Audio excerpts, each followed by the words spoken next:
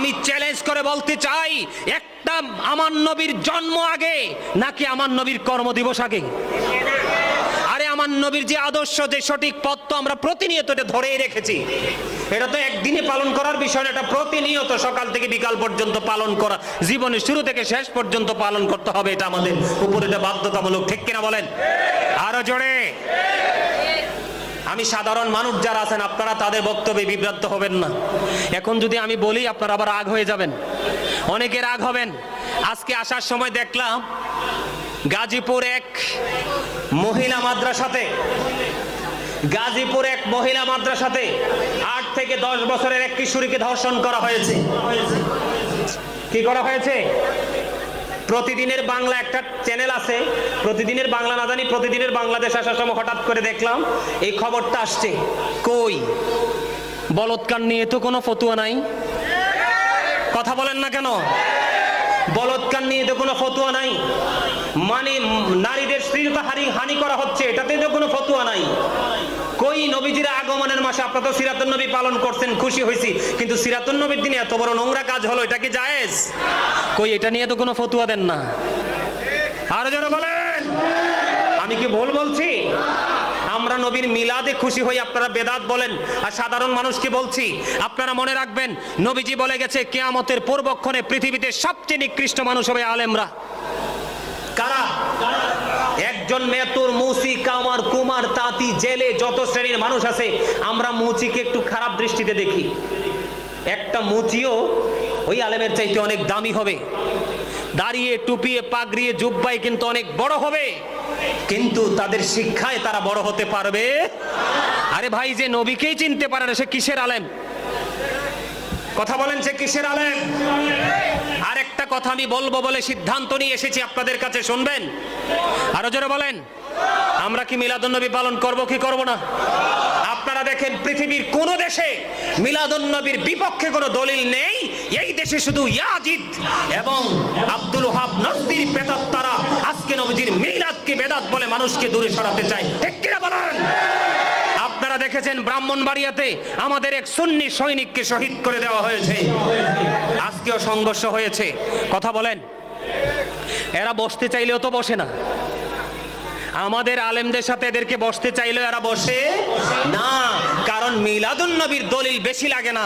আল্লাহ বলেছেন ফালিয়াফরাহু, তোমরা আনন্দ উৎসব করো, ওয়া খায়রুম মিম্মা ইয়াজমাউন, এটা তোমাদের পুঁজি করা সম্পদ চাইতে দামি, এটাই তো যথেষ্ট। এটা মানেন না, এটা আপনার সমস্যা, কিন্তু এই সমস্যাটা অন্যের মধ্যে ঢোকাতে চান কেন? আমার কথা আপনারা বুঝতে পারছেন? আপনারা দেখেছেন কয়দিন আগে আমাদের মাদ্রাসাগুলো, আমাদের আল্লাহর ওলিদের মাজারগুলো ভাঙা হয়েছে। আমার দিকে তাকান, আমার কাছে অবাক লাগে। আপনাদেরকে যেই কথাটাই বলতে চেয়েছিলাম, নবীজিকে নূর বললে অনেকেই কি করতে পারে না, সহ্য করতে। আচ্ছা আপনারা বলেন, লাইটের আলোকে কি প্রকৃত আলো বলা হয়, নাকি শিক্ষার আলোকে প্রকৃত শিক্ষা আলো বলা হয়? প্রকৃত চিরতরে যদি অন্ধকার দূর করতে হয় তাহলে লাগবে যে আলোটা, সেটা হলো শিক্ষার আলো। কিসের আলো? নবীজি শিক্ষক ছিলেন না আমাদের? আদর্শ ছিলেন না আমাদের? নবীজি আসার পরে পৃথিবী কি অন্ধকারাচ্ছন্ন হয়েছে নাকি আলোকিত হয়েছে? তো আলো যে হয়েছে এটাই তো নূর। কি এই যে আলোকিত হয়েছে, আলো যে ছড়িয়ে দিয়েছে এটাই তো নূর। তাহলে যারা নবীজিকে নূর মানতে চায় না, আমি বলবো তারা ওই নবীজিকে চিনার মতো সেই যোগ্যতা দক্ষতা অর্জন করতে পারে। ঠিক না? ঠিক। এবার আসেন, গেল একটা, আমরা নবীজিকে নূর মানি তো, সবাই মানি তো, যেটা একবারে 100% নূর। এটা কি? কদ জাআকুম মিনাল্লাহি নূরু ওয়া কিতাবুম মুবিন, একেবারে স্পষ্ট কথা। ঠিক না? ঠিক। এই কি হয়েছে? এই মনু, কথা বলা যাইবে না, বাড়ি চলে যাও।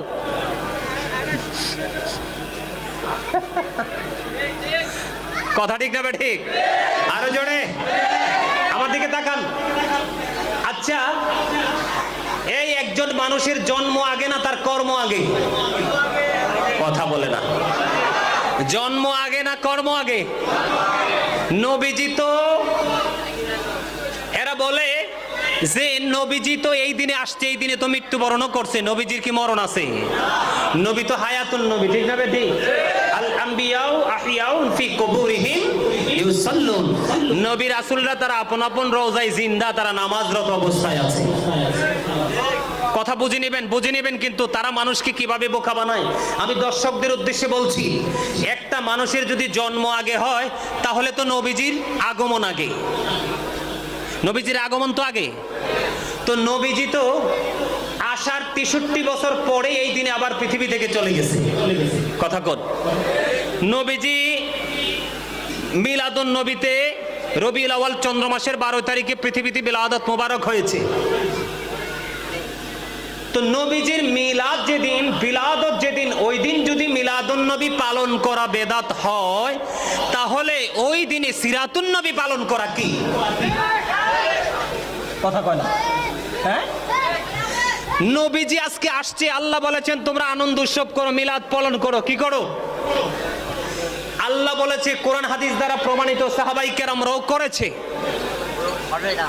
আমরা মিলাদুন নবী করছি, এটা যদি বেদাত হয় তাহলে সিরাতুন নবী কি? কথা কন, দেখেন কত বড় গর্দ পুরা। ওদের বিবেক কেমন পচন ধরেছে আপনারা একটু খেয়াল করেন। একজনের তো জন্ম আগে, তারপরে না তার কর্ম। সিরাত মানি তো নবীজির জীবনে যা আমাদেরকে দেখাইছে সঠিক পথ, এই পথের মধ্যে যা যা আছে সবই তো। তো কোন মানুষের কি কর্মদিবস হয়? কথা কয় না, কর্মদিবস হয়? আপনি কোন দিক দিয়ে কর্মদিবস পালন করবেন? নবীজি নামাজ শিখাইছে, কোরআন শিখাইছে, সুদ খাওয়া ছাড়তে বলছে, মা বাবার সাথে ভালো আচরণ করতে বলছে। এগুলো তো যা বলছে আমরা প্রতিদিন দৈনন্দিন জীবনে আছেই, এগুলো তো এমনিতেই পালন হচ্ছে। এগুলো কি এক্সট্রা ভাবে পালন করা দিন? আচ্ছা যা হোক, তারপরও মেনে নিলাম তর্কের খাতিরে যে আপনি সিরাতুন নবী পালন করছেন, কিন্তু সিরাতুন নবী মিলাদুন নবীর মাসে কেন?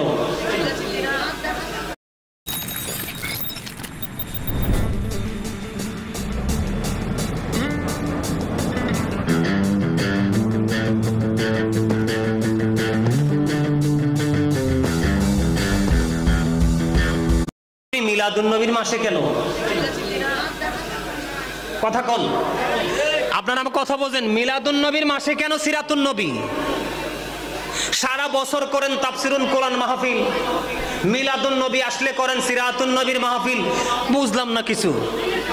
এগুলো কি বিবেকবান বুদ্ধিমান মানুষের কাজ? আমার কথা বলেন।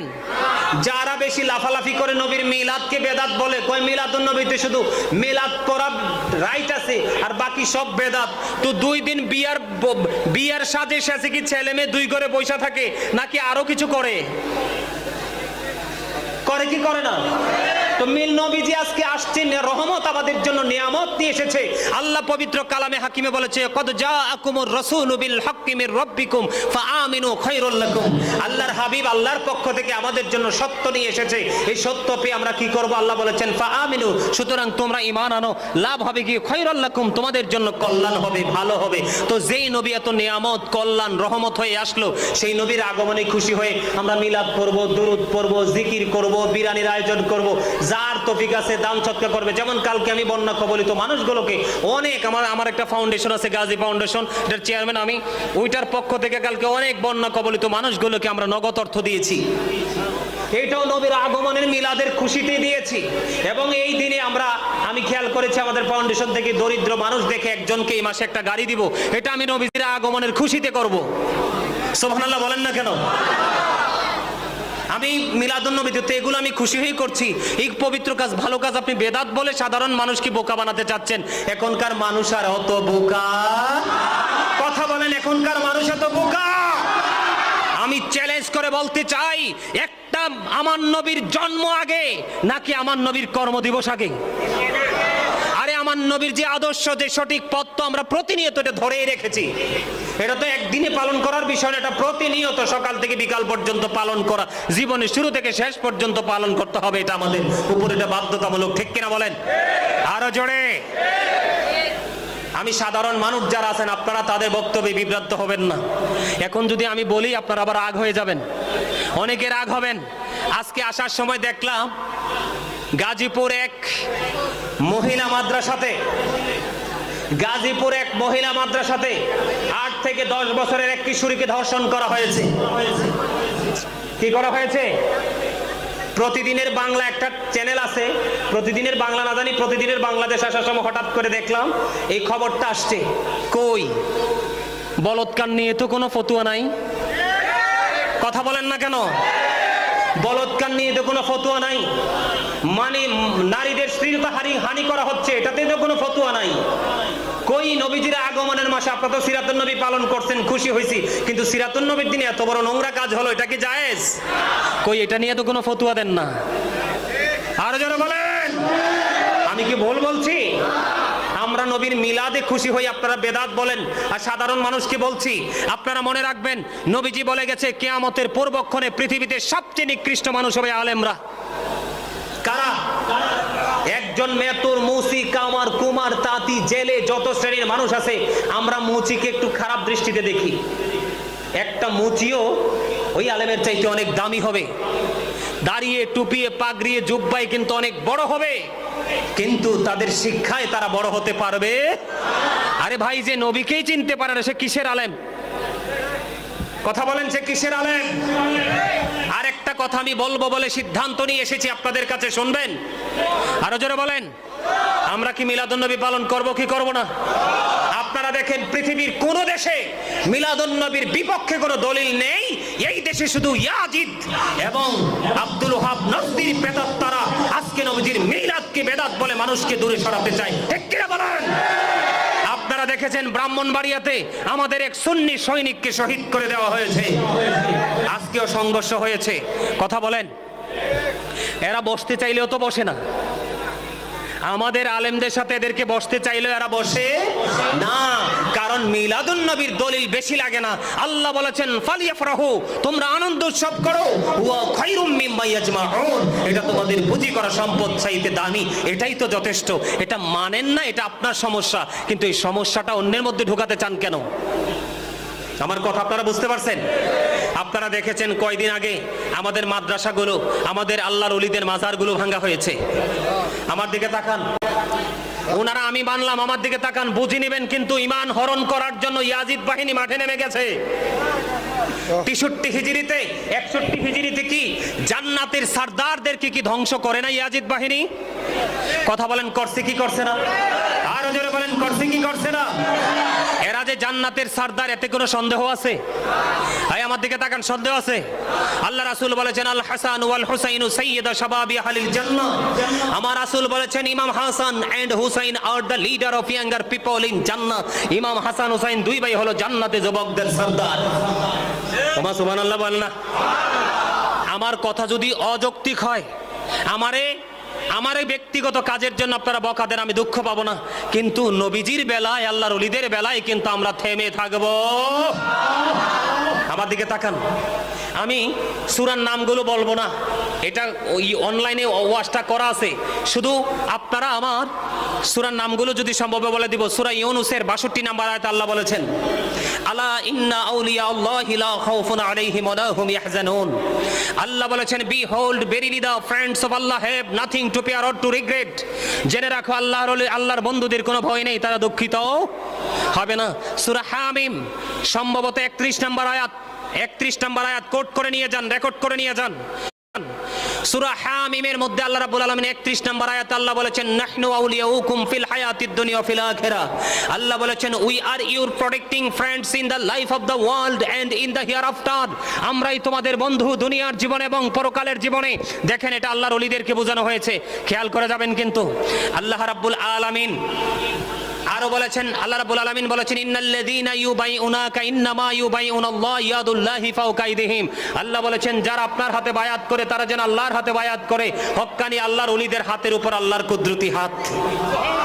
আর যারা বলেন সুবহানাল্লাহ। সূরা মায়েদার মধ্যে আল্লাহ রাব্বুল আলামিন বলেছেন, ইয়া আইয়ুহাল্লাযীনা আমানুত্তাকুল্লাহা ওয়াবতাগু ইলাইহির ওসিলা। আল্লাহ রাব্বুল আলামিন বলেছেন, হে ঈমানদারগণ, তোমরা আল্লাহকে ভয় করো এবং আল্লাহকে পাওয়ার জন্য তোমরা উসিলা খোঁজো। এই উসিলা হলো হক্কানি আলেম এবং হক্কানি আল্লাহর ওলিরা। তাফসীরের কিতাবগুলোতে বিস্তারিত ব্যাখ্যা আছে।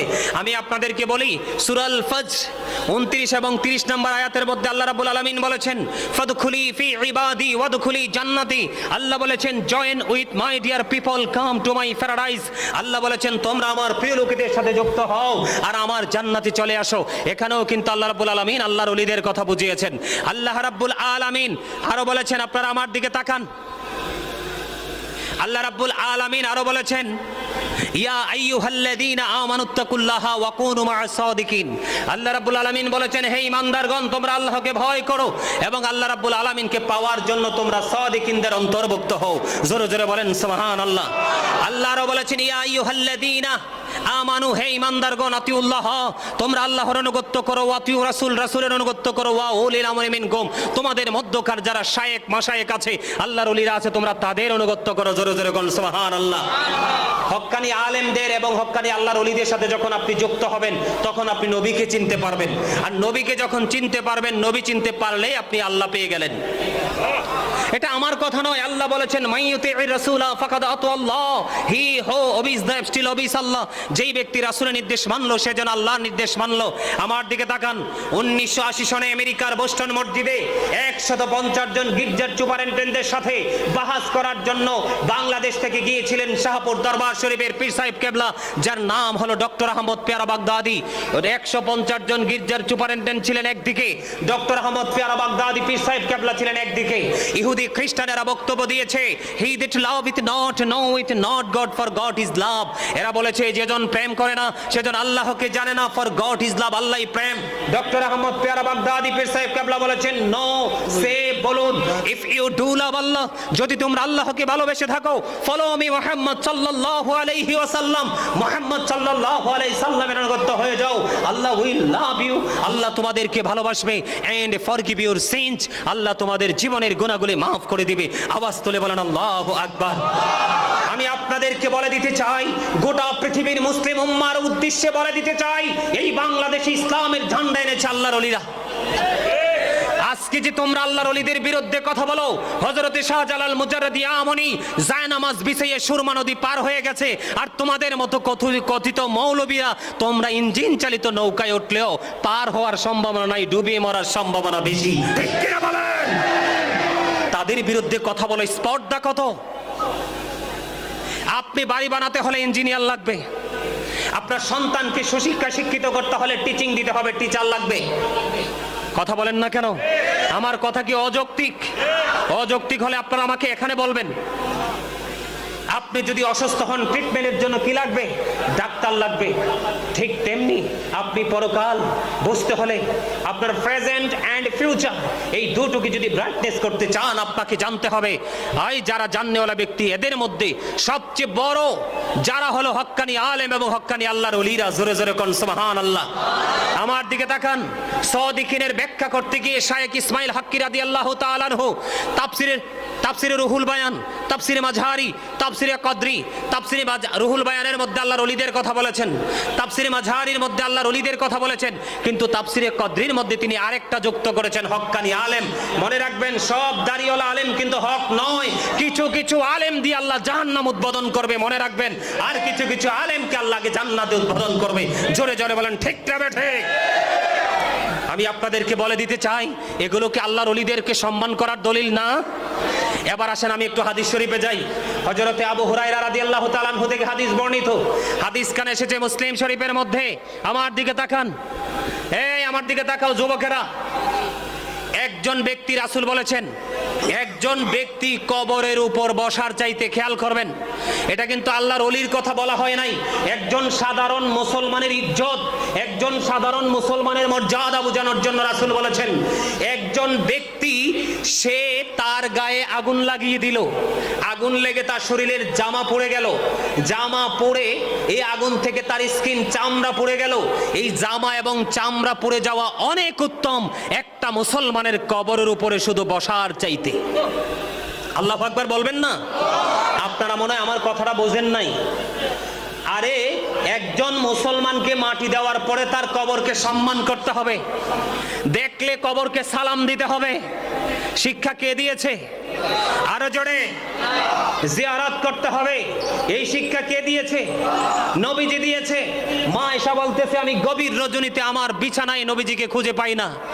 কিরে, আমার নবীজি কোথায় গেল? তখন আমি জান্নাতুল বাকিতে চলে গেলাম। এবার জান্নাতুল বাকিতে গিয়ে দেখি আমার নবী জিয়ারত করতেছে। তাহলে এটা নবীর সুন্নাহ কিনা? কথা বলেন না কেন? একটা সাধারণ মুসলমানের কবরকে কি করা? সম্মান করা। আপনি কোন যুক্তি দিয়ে, কোন দলিল দিয়ে আপনি আল্লাহর ওলির মাজারে হামলা করছেন? আপনি বলতেছেন মাজারে গাঁজা খায়। আপনারা আমার কথা বুঝে নেবেন, যদি মাজারে গাঁজা খেয়ে থাকে, আমি আজকেই হামিদপুর থেকে আপনাদেরকে চ্যালেঞ্জ করছি, আপনারা একটা গাঁজা খাওয়ার ফুটেজ জাতির সামনে তুলে ধরেন।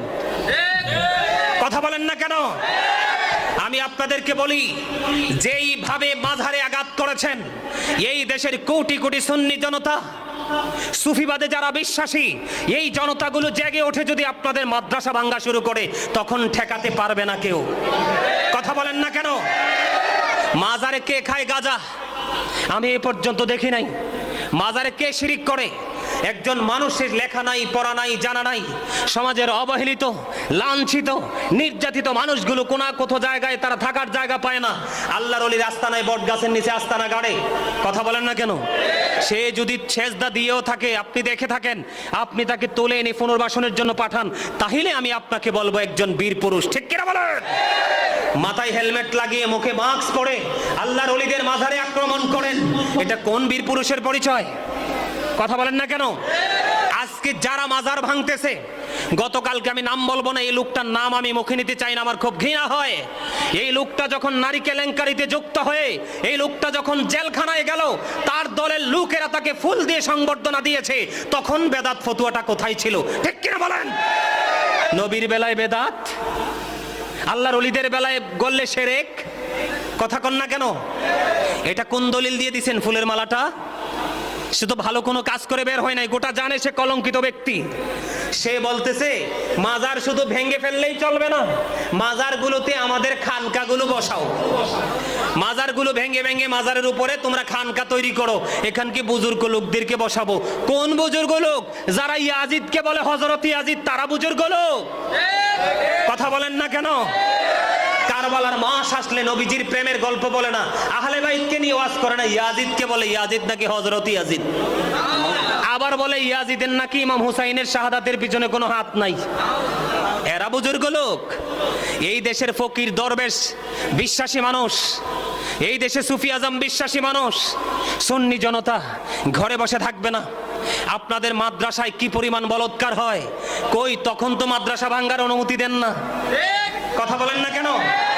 তখন আপনাদের ফতুয়া কি হয়? আপনাদেরকে বলে গেলাম, যুবক ভাই তোমাদেরকে বললাম, তোমরা আজকে দেখবা প্রতিদিন বাংলাদেশ একটা চ্যানেল আছে, চ্যানেলের মধ্যে দেখবা কত বড় বুজুর্গ, নাম আবার মাদানি। নাম কি? নাম আবার মাদানি। আজকে 8 বছরের একটা মেয়েকে ধর্ষণ করেছে, আজকে মাদ্রাসা ভেঙে দেওয়া উচিত। ঠিক কিনা বলেন? এই মেয়েটার লাইফ শেষ, এই মেয়েটার মা বাবা সমাজে দাঁড়াতে পারবে না। ঠিক কিনা বলেন? আজকে মাদ্রাসা ভেঙে না, ভাঙো না কেন? নিজের পক্ষে এলে বলে ভালো লাগে, নিজের পক্ষে না হইলে মজা। ঠিক কিনা বলেন? সুন্নিরা যথেষ্ট ভদ্র, সুন্নিরা লাঠি হাতে নেয় না, সুন্নিরা মারামারি করে না, সুন্নিরা ঝগড়া করে না। শেষ কোথায় আছে আমরা দেখবো। ঠিক কিনা বলেন? আরো জোরে বলেন। আমার নবী আসছে, বেদাত ফতুয়া দাও তোমরা। তোমাদের মৌলবীরা কত জলসা করে, কথা বলেন না কেন? এগুলো কোন কিতাবে আছে? এগুলো কি নবীজি জামানে করছিল সাহাবায়ে কেরাম? আমার দিকে তাকান, আমি কি ভুল বলছি কিছু? না খারাপ বলছি? এই শিশু বাচ্চাদেরকে বলৎকার করা হয়, এরকম রেকর্ডও আছে, এইরকম রেকর্ডও আছে। আপনারা গত কাছে সবচেয়ে বড় কারি তাদের দলের মেয়েটাকে প্রলোভন দিয়ে মাদ্রাসায় ভর্তি করেছে, 12 থেকে 14 বছর মেয়েটা। ধর্ষণ করার পরে 2.5 লক্ষ টাকা দেওয়া হয়েছে, তোমরা এলাকা ত্যাগ করো। তখন কোথায় ছিল আপনাদের মানসিকতা? কথা বলেন না কেন? আল্লাহর ওলিদের মাজারে গাঁজা খায়, যদি গাঁজা খায় এটাকে তোমরা দেখলে প্রতিরোধ করো, প্রতিহত করো, কিন্তু এটা না করে তোমরা আল্লাহর ওলির মাজার ভেঙে দিচ্ছ। আবার বলো তোমাদের খানকা করতে, যাও খানকা করতে। আপনাদেরকে বলি আজকে নবীর প্রেমিক সৈনিকেরা, সুন্নি জনতা, বাঁচার জন্য যদি আলাদা হন তবে কেউ বাঁচতে পারবে না, আর মরার জন্য যদি একত্রিত হন তবে কেউ মরবে না। ঠিক কিনা বলেন? আমি আপনাদের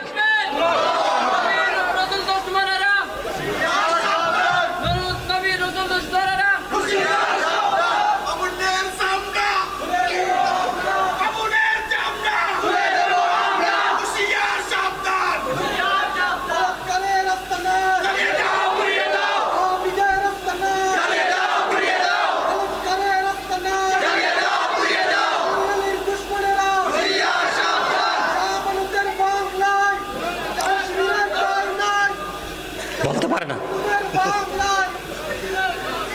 আমি বলছি না তোমরা। ভাই আপনাকে অসংখ্য ধন্যবাদ যোগ উপযোগী সময় উপযোগী কথাগুলো তুলে ধরার জন্য। আমি এই কমিটির লোকদেরকে বলবো আজকে তোমরা এখানে তোমাদের যেখানে এখানে সুন্নিয়ত হচ্ছে চট্টগ্রাম হচ্ছে সুন্নিয়তের রাজধানী, এবং আমি বলি আলেমেরও শহর। ঠিক না ঠিক? আমি বলি এখানে কমিটি যারা আছো, যুবক ভাইদেরকে বলছি তোমরা এগিয়ে আসো, মুরব্বীদেরকে উপদেষ্টা বানাও, তোমরা সবাই একত্রিত হও। সমাজ থেকে নবীর দুশমনদেরকে, ওলির দুশমনদেরকে বিতাড়িত করতে হবে।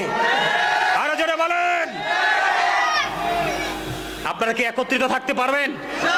একত্রিত হতে পারবেন? কথা বলেন। আমি আপনাদেরকে বলে দিলাম আজকে আমরা নবী ওলির দুশমনদেরকে আমরা কি করব না, ছাড়। এই নীরব থাকার মানেই দুর্বল নয়। কথা বলেন কান, কথা বলেন, ঠিক না ঠিক? নীরব থাকলে কিন্তু, চুপ থাকলে কিন্তু দুর্বল। চুপ থাকে যারা, তাদের প্ল্যানিং কিন্তু ভেরি হার্ড। কথা বলেন না কেন? আরো জোরে।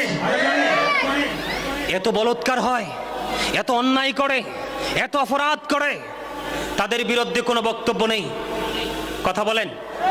আমি এই যারা বলৎকার করছেন এবং বলৎকারের বিরুদ্ধে কথা বলেন না, নবী ওলিদের বিরুদ্ধে কথা বলছেন, আপনাদেরকে বলে দিতে চাই বুখারী শরীফের মধ্যে হাদিস এসেছে আমরা সুন্নি জনতা কিছু করতে হবে না, আমার মালিকই যথেষ্ট। আল্লাহ রাব্বুল আলামিন কি বলেছেন? মান আদালি ওলিয়ান ফাকাদ আযানতুহু বিল হারবি।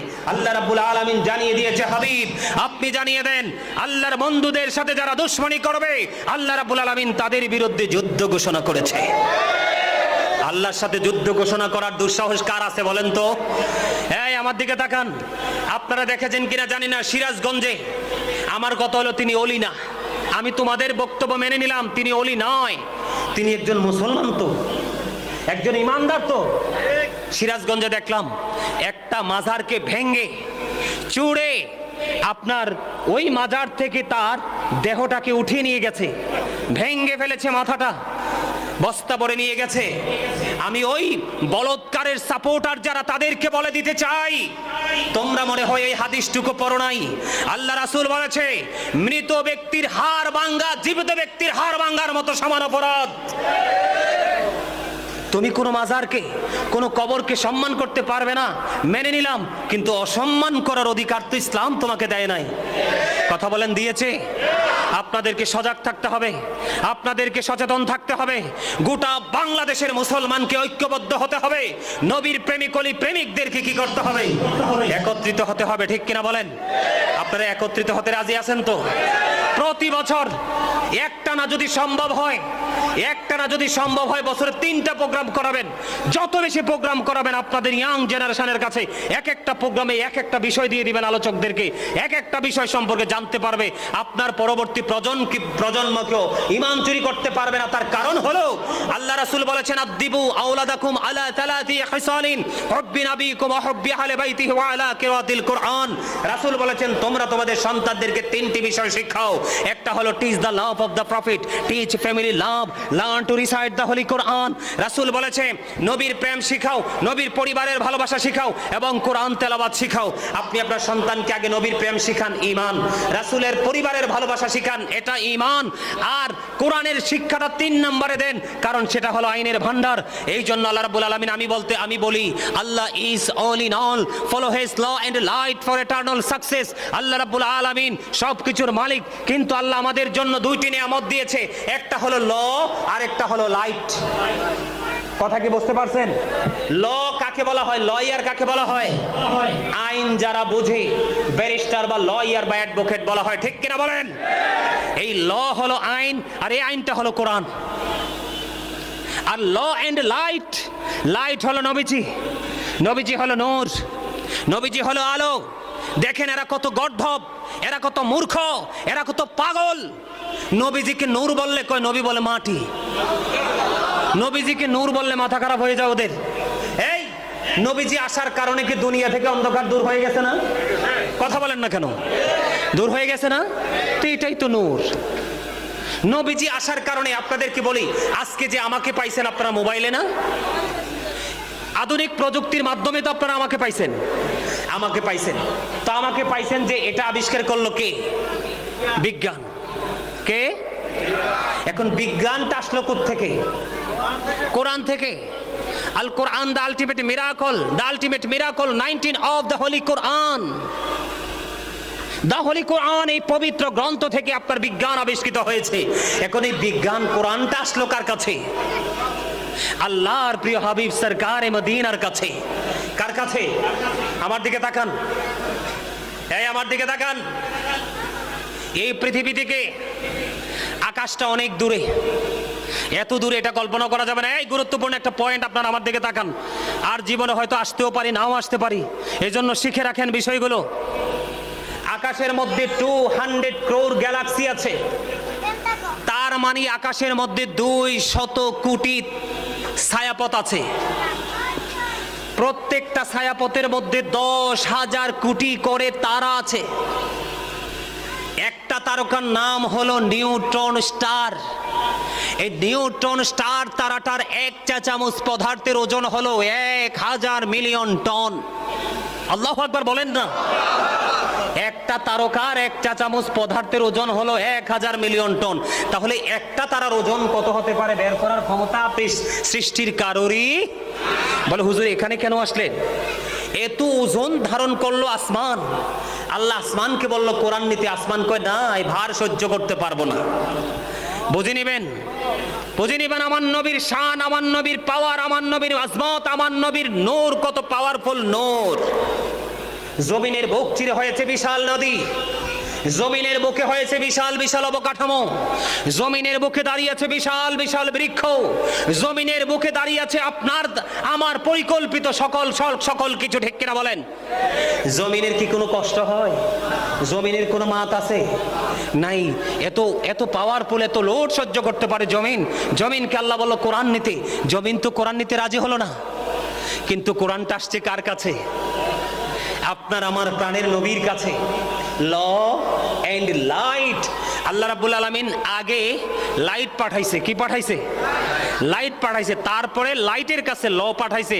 লাইট এবং ল মিলে এটা 100% ল হয়ে গেছে।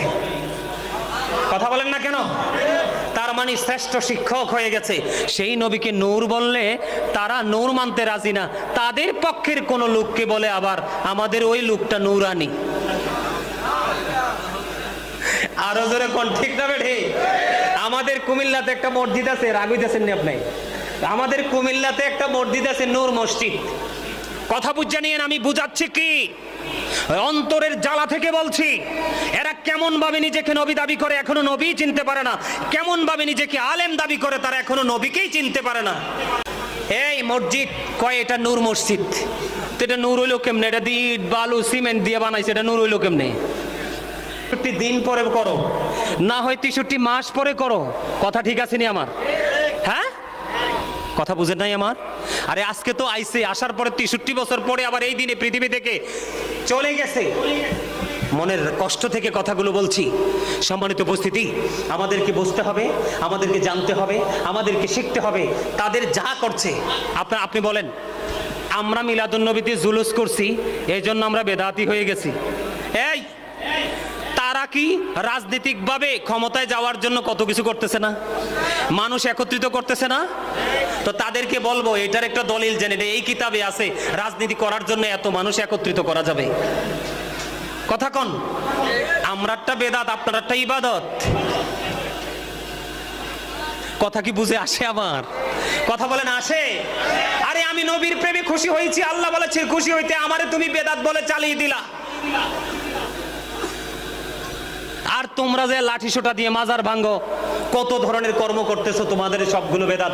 যাই হোক, সম্মানিত উপস্থিতি, অনেক সময় দেরি করে ফেলেছি, অনেক লম্বা সময় হয়ে গেছে, আমি আসলে আর আলোচনা করতে চাই না। আমি আপনাদেরকে একটা কথাই বলতে চাই, আপনার ঈমান যদি থাকে, আপনি অল্প আমল দিয়ে আসল জায়গায় যেতে পারবেন, ঠিক কিনা বলেন? আর ঈমান যদি না থাকে, পাহাড় পরিমাণ আমল দিয়ে কোনো লাভ হবে? কথা বলেন হবে? আরো জোরে হবে? সারা বাংলাদেশ থেকে আমাদের মুরব্বী যারা আছে, কেন্দ্রীয় কমিটিতে যারা আছে, তারা যখন আমাদেরকে ডাক দিবে, কেউ অসুস্থতার অজুহাত দিয়ে, কর্মের অজুহাত দিয়ে ঘরে বসে থাকবো না। আমরা জাতীয় ঐক্য গঠনের মাধ্যমে আমরা গোটা বাংলাদেশে সুন্নিয়তের জাতীয় ঐক্য গড়ে তুলে গোটা বাংলাদেশ থেকে আমরা এই বলৎকারদেরকে নিপাত করবো, ঠিক কিনা বলেন? আমার কথায় একমত? ইয়া রাসূলুল্লাহ,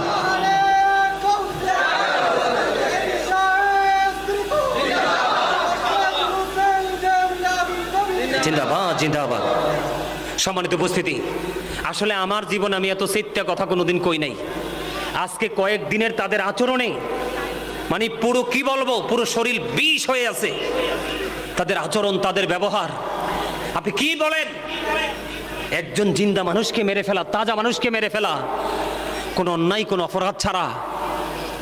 এরা আবার বলে আল্লাহর ওলির দরবারে শিরক হয়। মানুষ হত্যা করা কোন কিতাবে পাইছেন? এটা জায়েজ? কথা বলেন, এটা জায়েজ? আরে কোন মুসলিম দেশে কোনো বেঈমানকে পর্যন্ত হত্যা করা যাবে না। আপনি যদি কোনো মুসলমান দেশে কোনো হিন্দু, খ্রিস্টান, বৌদ্ধকে আপনি হত্যা করেন পাওয়ার দেখাইয়া, কাল হাসরের দিনে গোটা জাতির হত্যার দায় নিয়ে জাহান্নামে যেতে হবে। কি মনে করছেন এত সহজ? সম্মানিত উপস্থিতি, আজকে জুমার রাত আমি আপনাদেরকে বুঝাইতে চাইছি নবীজির মর্যাদা, নবীজির পাওয়ার। আবার যদি কোথাও দেখা হয়, নবীজির আরেকটা সাইড নিয়ে আলোচনা করব। নবীজিকে নিয়ে আলোচনার শেষ